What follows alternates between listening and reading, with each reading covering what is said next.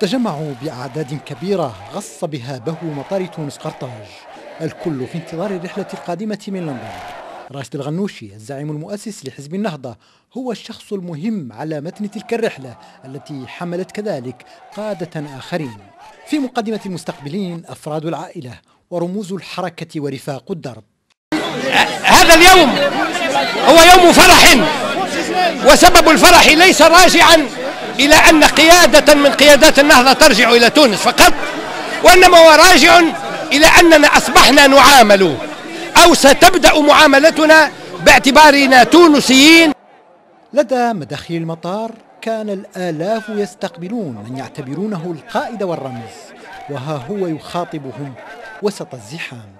الطريق لا يزال طويلا فتضامنوا وتماسكوا، لا يمكن للديمقراطية تتحقق إلا بوفاق وطني، تضامن وطني.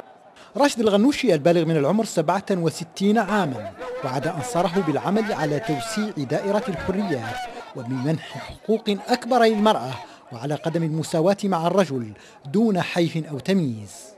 نحن في هذا الوقت بالذات نحس بحريه، نحس بفرحه لا تقدر بثمن، واكبر فرحه هي انه انسان يحس بحريته، انه انسان يحس انه الله سبحانه وتعالى خلقه في هذه الارض باش يكون خليفه، باش يدعو الى سبيل الله.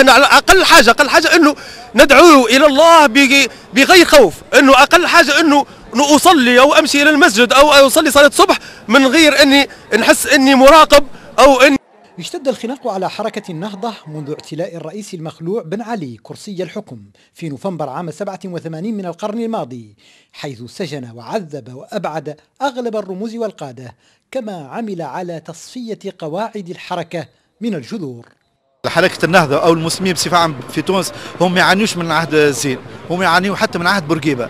من عهد بورقيبة تعرضوا للقمع وتعرضوا للسجن. بالأفراح والأهازيج استقبل الآلاف من التونسيين راشد الغنوشي الذي نفي عن بلاده لأكثر من 20 سنة. محمد عبد الله ممين، العالم، تونس.